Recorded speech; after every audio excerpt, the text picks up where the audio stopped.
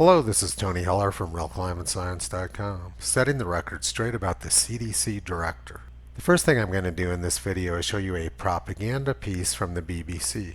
I might even go so far as to say that this face mask is more guaranteed to protect me against COVID than when I take a COVID vaccine, because the immunogenicity may be 70%.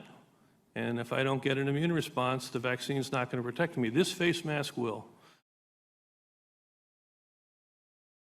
By the way, a lot of people don't want to wear masks. There are a lot of people think the masks are not good.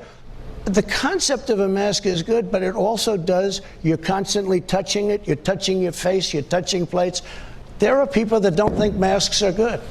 I think there will be vaccine that initially be available sometime between November and December, but very limited supply and will have to be prioritized. If you're asking me when is it going to be generally available to the American public so we can begin to take advantage of vaccine to get back to our regular life, I think we're probably looking at late second quarter, third quarter, 2021. So the CDC director says that masks will protect you from COVID-19 and that life won't get back to normal till we have a vaccine in the second half of next year.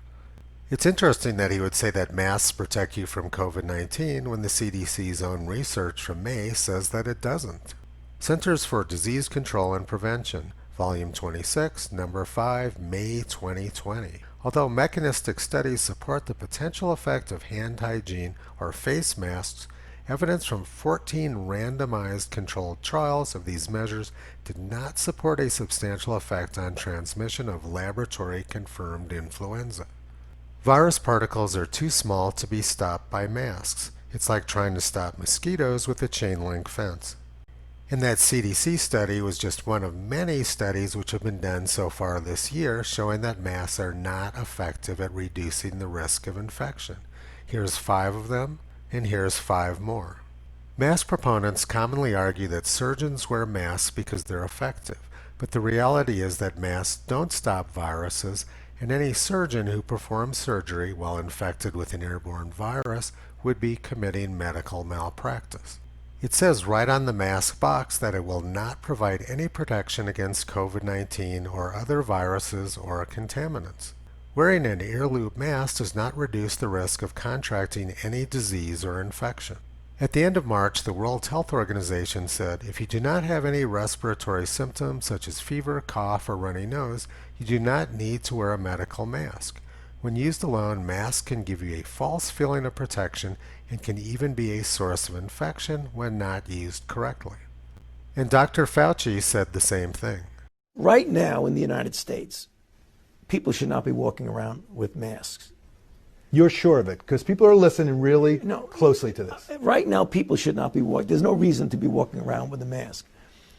When you're in the middle of an outbreak, wearing a mask might make people feel a little bit better, and it might even block a droplet, but it's not providing the perfect protection that people think that it is.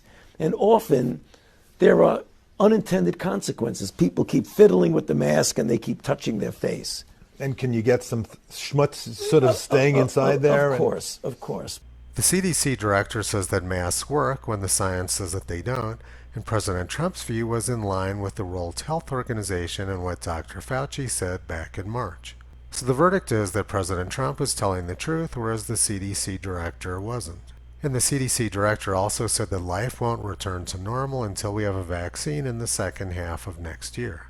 But life has already returned to normal in Sweden, where they had no lockdowns, no mask mandates, no school closures, no restaurant closures, and no bar closures.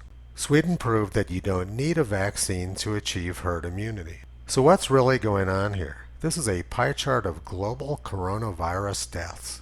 0.01% of the global population has died from COVID-19. The slice is so small you can barely see it. The average age of death from COVID-19 has been about 80 years old, which also happens to be equal to the average age of death from all other causes. In other words, there's very little evidence that COVID-19 is a global health crisis. Tens of millions of people die every year. That's just the way the world is. But here's a clue as to what's actually going on. Twitter is pushing this story today. This year's UN General Assembly was another opportunity missed for any coherent global action on dealing with devastation from the pandemic and for shaping a new global order.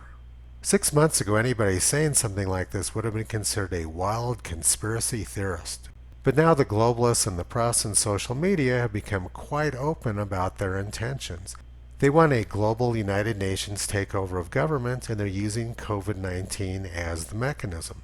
I've been saying this since day one, and now the globalists are confirming exactly what I've been saying all along.